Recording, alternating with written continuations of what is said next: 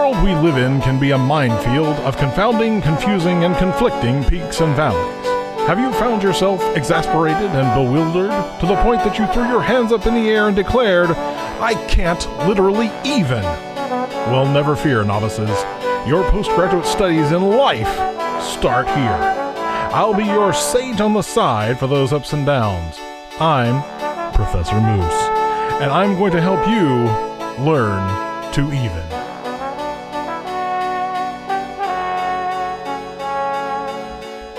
Hello, novices, and greetings once again. Welcome back to Learn to Even. So, what's new with you? Well, what's new with me? We had a little scare with our cat. She was sort of normal about 5 or 6 days ago, and then the next day she was very lethargic, very inactive, didn't want to eat, didn't want to drink. So we just kept an eye on her for about 24 hours, and then we decided to take her to the vet. So the vet did some blood work, and as it turns out, the cat's glucose was over 300.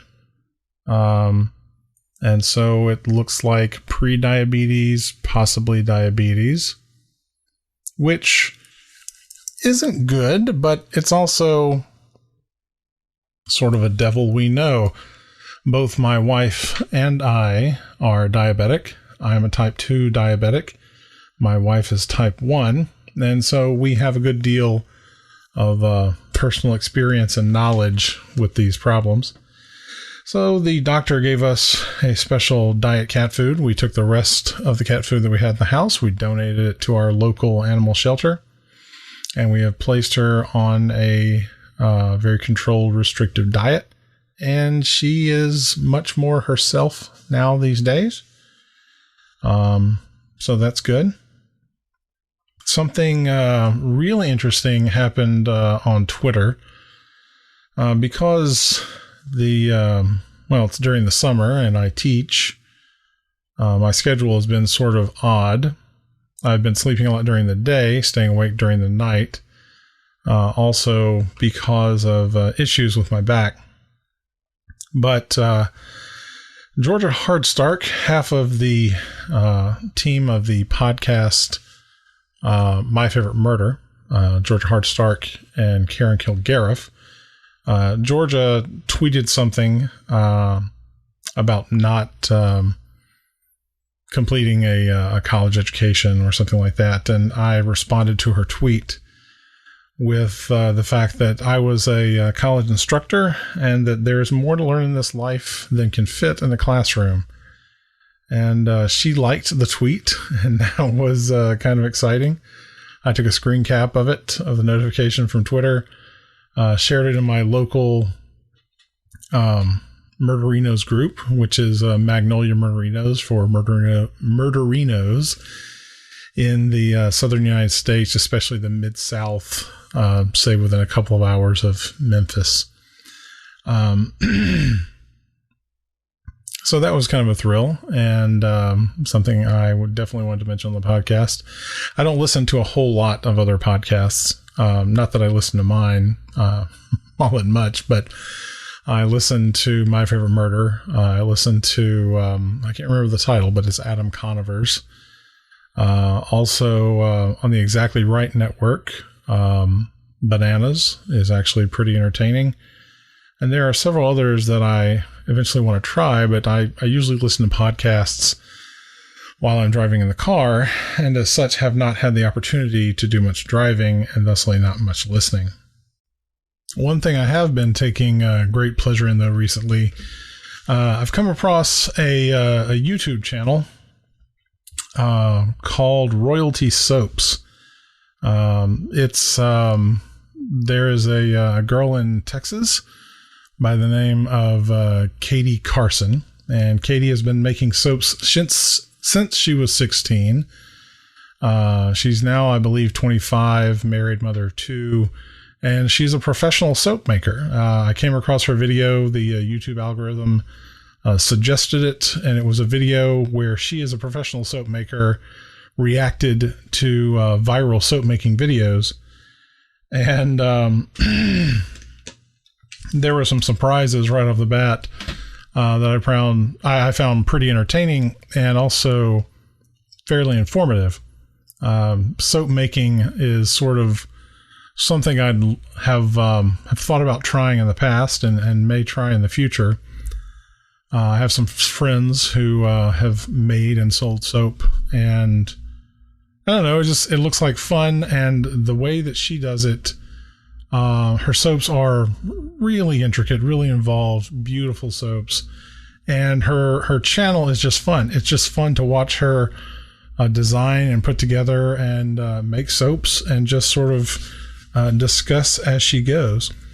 Much like I assume the appeal that this podcast might have for some people. There are folks that like to listen to me ramble and rant, and while I of course love the sound of my own voice, I'm really doing this because I hope someone would find it and enjoy it, even if it's something just as background noise while you're driving or something to help you drift off to sleep. Then if you enjoy it, please let me know. That kind of feedback only encourages more and better podcasting from yours truly. Before we get too far into things, I want to clear my throat as much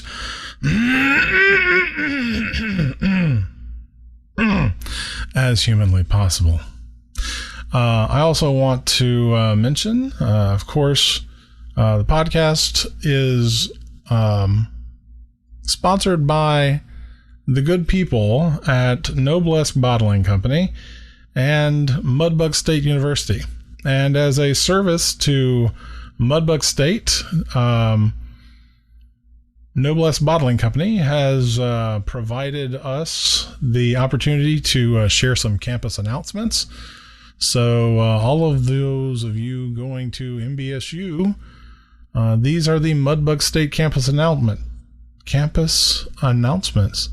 My mouth does not want to cooperate with me today. I don't know why.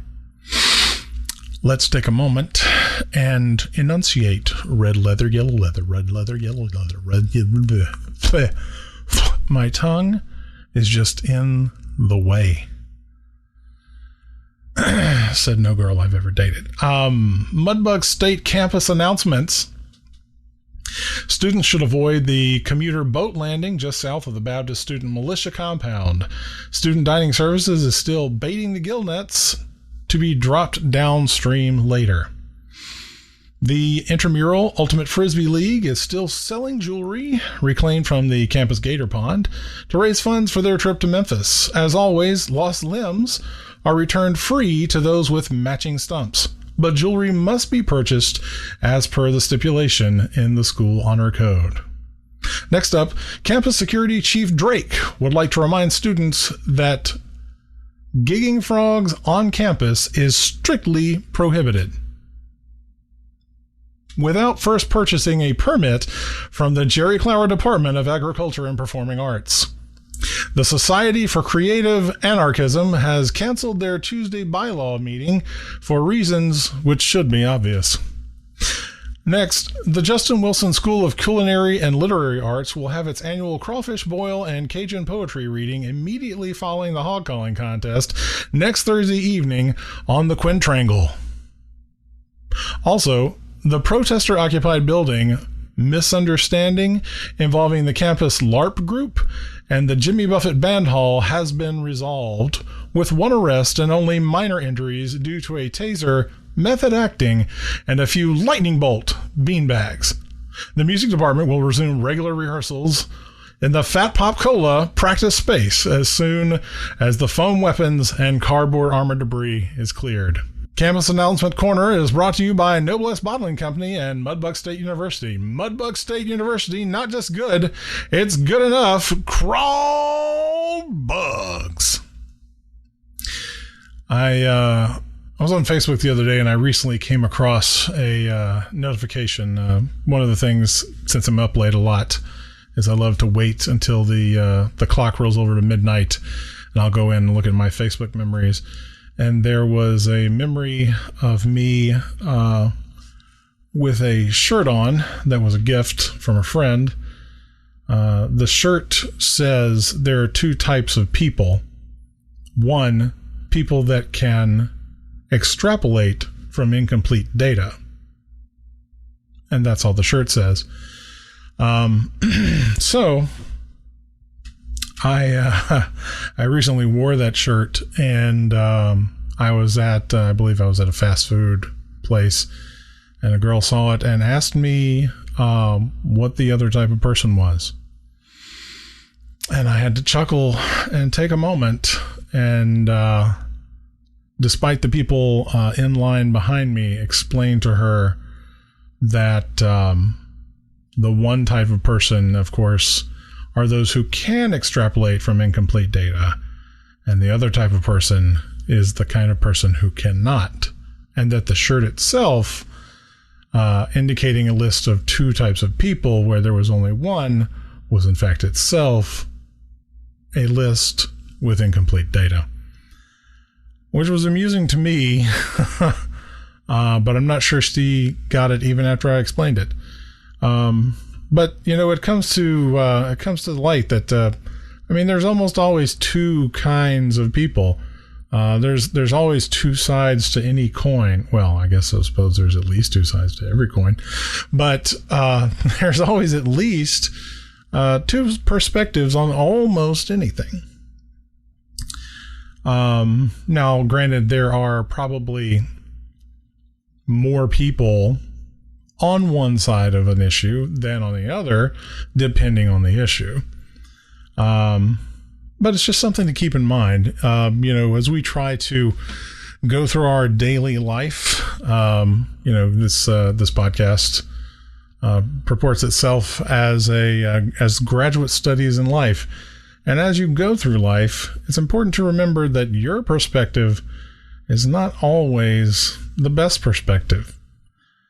I'm also reminded of something I saw in the store the other day. I was going through Walmart, and I passed by the section with all the baby clothes and toys and diapers and stuff like that.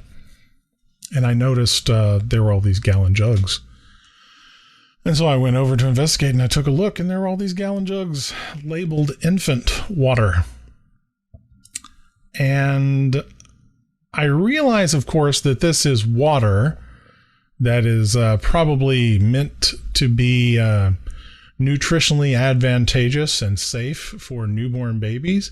But there's got to be a better marketing term than infant water.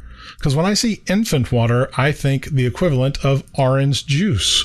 I immediately want to know, how many babies do you have to juice to get a gallon? Why infant water? Why not something like prenatal water or just, I don't know. There's got to be a better term than infant water.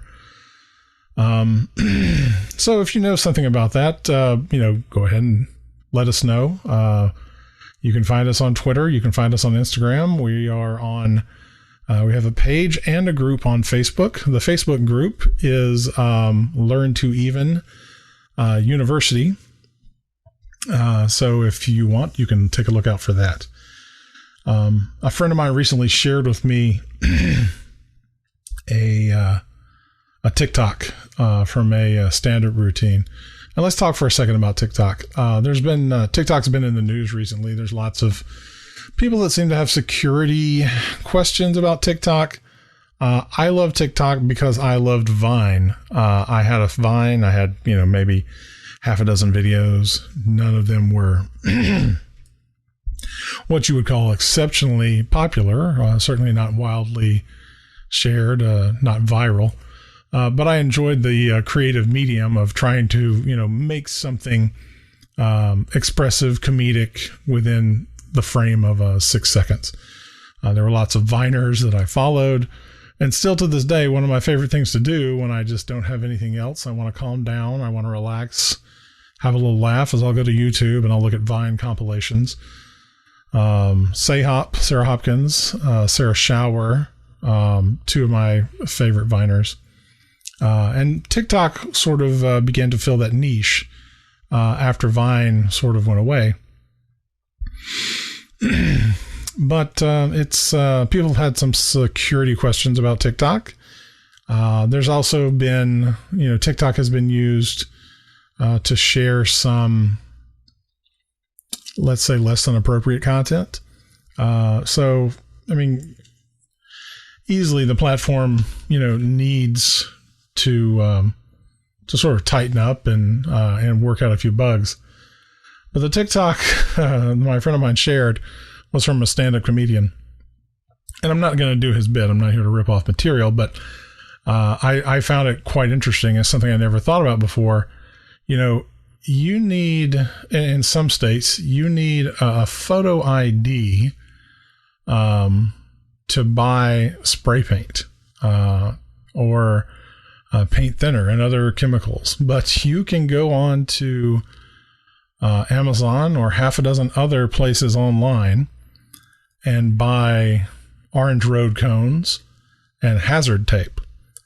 You can make, as the comedian Kellen Erskine said, you can buy road cones and just make traffic go where you want it. And I was immediately thought about, buying some caution tape or some hazard tape and just, going to the movies and putting it on a few rows of seats or, some other place like that, putting it across my office door if I don't want students coming in bothering me with questions. I've had a student in the past, of course, I'm not going to name names, but this student was talented as an artist, but didn't have all the best social, what's the word I want to use? I don't want to say skills, but they sort of failed to pick up on some conversational social cues at times.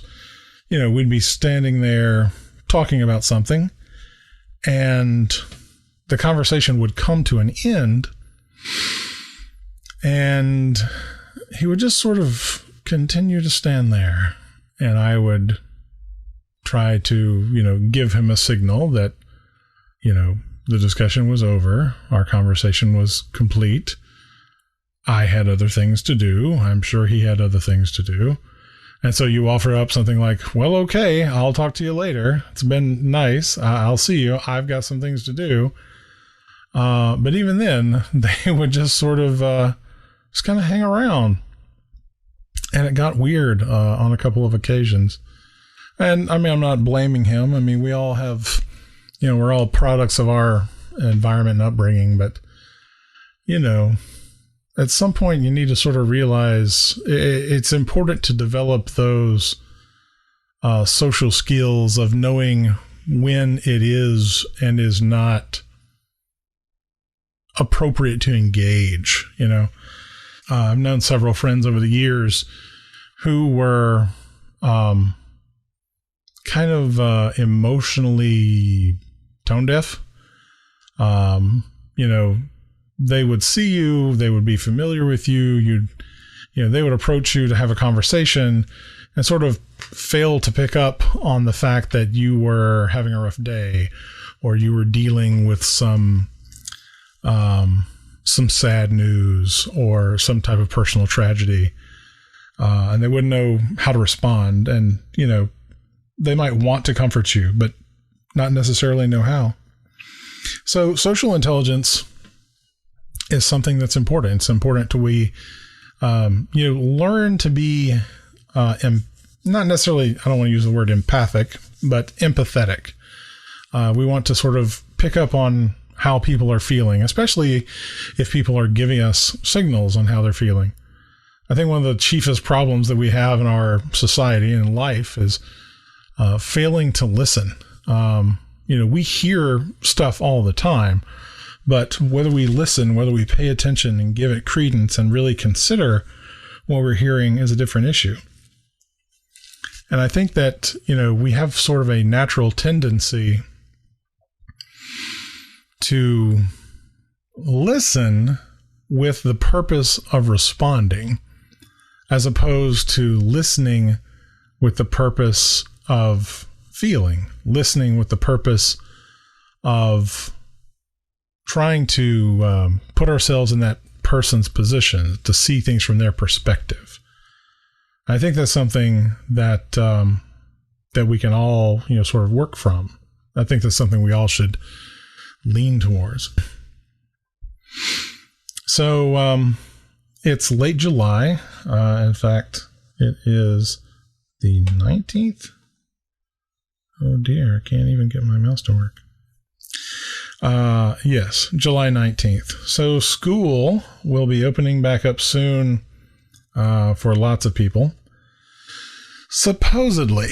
And this has been sort of a issue at all the levels of government, local, state, and national. There are people that want the schools to open and let students in, take some precautions, but in general try to get back to business as usual. And then there are other people, myself included, who think that this would be more problematic than beneficial. We're in the middle of unprecedented times with regards to our nation's healthcare. I still see people on Facebook arguing about COVID-19, saying it's just like the flu, talking about herd immunity, talking about the low mortality rate. When you look at hospitals right now, especially hospitals in Mississippi where I live, they are overwhelmed. People are being turned away from the emergency room for things that aren't life-threatening. And when I say that, I mean still things that are life and health endangering, but not life-threatening, because they do not have the room, they do not have places, they do not have beds to put people, because they are already stretched to the breaking point. They're already full with people being treated for COVID-19 and the complications that come with it. So, I've said before that I wasn't going to re-harp on this issue, but I will mention, please wear a mask. Please try to observe social distancing guidelines. Don't go to a crowded place like a bar or a restaurant. I want those places to flourish. I don't want people to lose their jobs. I don't want people to lose money and income, but the government can help those places out. It's a matter of will they? And there seems to be some philosophical debate at the political level of should they? And that's the thing, it drives me insane when people talk about politics in an academic sense. People discuss politics in the sense of in almost in a almost in a philosophical sense, without giving real regard as to the reality of what is happening around them every day. When we talk about wearing masks and freedoms, no, there are people that say, forcing me to wear a mask is an infringement on my freedoms. And the thing I have to say about that is that, we all have restrictions on our freedoms for a reason. Your freedom ends, if I'm throwing a punch, I have the freedom to throw a punch, but my freedom ends where your nose begins. And, disregarding something as easy, disregarding something as simple as covering your face to prevent the spread of a disease that you might have but not know about it is so easy. I mean, it's not a question of difficulty in acquiring masks. That's easy. That's ubiquitous. I'm sure you can find someone, willing to give you a mask for free. But these people that, I saw someone in Florida, why is it always you, Florida? But Florida, who pulled a gun on a man and his son in Florida because the man went up and asked the guy to wear a mask, to put on a mask. I mean, what the hell? I mean, pulling a firearm, pointing it at someone, whether they pointed it at him or the child or not, but just, the threat of lethal violence because someone asked you to do something as easy and as innocuous as covering your face, covering your nose and your mouth with a piece of cloth. I have literally taken people off of my friends list in social media because I see, their page, their feed is littered with all kinds of anti-mask stuff, and I'm just like, how? Why are you like that? Like, what? I can't even fathom that perspective. I don't know. It's mind-boggling. I just can't understand. So, when we talk about schools reopening, I realize that was a tangent, but I mean, they're related. When we talk about schools reopening, someone made the argument about, I heard someone say, if you can go to Walmart, you can go to school. And, when you respond to that, you have to also think, when I go to Walmart, I also don't go for 7 hours a day, 5 days a week. The other thing about Walmart is Walmart and other big box stores and places like that, it's about square footage, so many people per so much area. And when you talk about a school, first of all, the idea of, say, kindergarten to second grade children, and then children, well, high school probably okay, but like, certain ages do better with instructions, and I would expect, say, maybe like 3rd through 6th graders to be, pretty okay following the directions of wear a mask, social distance, but younger kids, and that's sort of factoring in that all the kids will buy in and behave themselves, like they're supposed to, which anyone who works in education or is a parent or knows children knows that is a pipe dream at best. So now, think about, you've got, let's say you cut the average classroom size in half. You've got 15 kids sitting in a room all together. There's no way that they can be, more than, say, 3 or 4 feet apart. There's also an adult in there. I laid out this example on Facebook a few days ago to a friend of mine based on a local elementary school that I know something about. And basically what it boils down to is that, all of the adults, all the children, you've got around 300 people that are in a building sharing the same air and the same space, touching the same doorknobs and the same, toilet handles and everything else, 7 hours a day for 5 days a week. Even if only a quarter of those people get sick, you are still talking about people dying in real numbers, and the acceptable amount of deaths is 0 when those deaths could be prevented by using discretion, by using technology at our hands, things that we already have the capability to implement and put in place. It is, I understand the desire to get back to normal. I understand the desire to want to be able to go to a bar and hang out and have a beer, go to a restaurant, eat a steak. I get it. I want to go to a movie theater so bad. I want a tub of popcorn, the size of a 50-gallon drum, drenched in butter, and I want to watch something mindless and hilarious for 2 hours and shovel popcorn and hot dogs and nachos and full of sugar soda that I have no business drinking into my face while I enjoy it. But I can't, because it's absolutely reckless given what we know about the disease. That's the thing. When people compare it to the flu, the mortality is not as bad as the flu.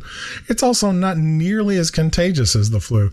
When you look at any flu that we've had up until you get to the 1900s and like the pandemic of, what was it, 1917 or 1918, nobody catches the flu like this. The flu doesn't overwhelm our hospitals the way that this has overwhelmed our hospitals. The people that are making those arguments are making them based on the fact that they're fed up, or they can't see past their own personal limited interest. I'm a teacher. I teach college. My wife teaches at a private school. And so those two examples, we have a little bit more leeway. We have a little bit more leeway to play around with. We have a little bit probably better options as it comes to safety and social distancing while we try to do our jobs.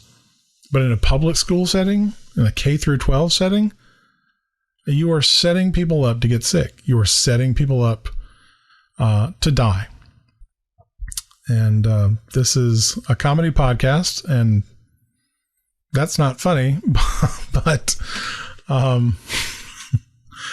yeah, I realize, sometimes calling this podcast a comedy podcast is really sort of stretching the definition. And I suppose there may be people out there that think my position is laughable, or that maybe my voice is funny or something like that. But this is serious stuff. I mean, people are not going to like the way this looks if it goes down like some people want it to go down. So, we need to give a hard look at how to deal with this. And yes, there are promising advances. There are drugs that are showing promise to treating it. There are, rumors and reports of viable vaccine options, but please bear in mind, even in the best, most optimistic scenarios, none of those are going to be really available to the public until 2021. We have months of this left to deal with. And it's important that we remember that our own interests are important to us, but those interests of society as a whole may not seem as important to us as the immediacy of like getting our kids in school, because we need to go to work and make money, and our kids need to be out of our hair. And by the way, let me just go off and say this. If you need a babysitter, your school is not what that is for. Okay. If your only concern is I need someplace for my kids to be while I'm at work, then, you need to try to find a friend, find a relative, find someone else in your situation, and, find someone you can pay to be a babysitter while you are at work. Okay. Or something like that, because that is not the purpose of your public education system. It is not there to be daycare. It is not there to babysit.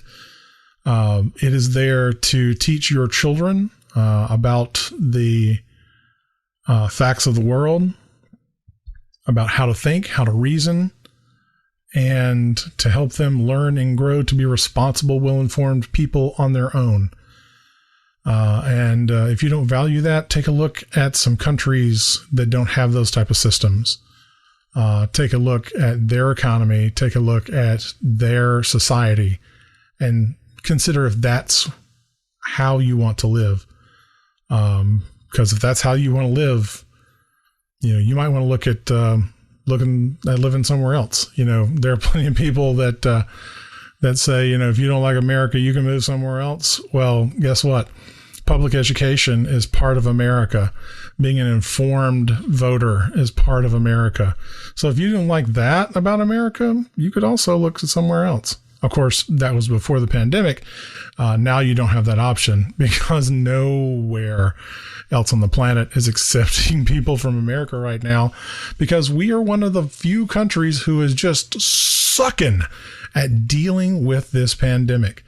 Me and my wife and all the people that I know who have, pre-existing conditions are terrified to set foot out of our door, because I still go through town. I was at the farmer's market Saturday morning here in my tiny little southern Delta town. And, almost everyone was masked up, but it's the fact that it was almost everyone and not every single breathing soul out there that makes this problematic. So consider that. Wow, I went on a little rant there. Please remember, if you enjoy this podcast, if you enjoy listening, if you want to engage with us, we're on social media. We're on Facebook. We're on Twitter. We're on Instagram. You can search for Learn to Even by typing LRN space 2, the number 2 space, the word even, EVEN. That's all I have for tonight, folks. Remember, the podcast is brought to you by the generous donations and hard work of our sponsors at Mudbug State University and the good people at Noblesk Bottling Company. Noblesk, a Noblesk Enterprises company, making the world better than you deserve. So until next time, novices, remember, think of others, be kind, wear a mask, and as always, I'm Professor Moose, and I'm here to help you learn to even.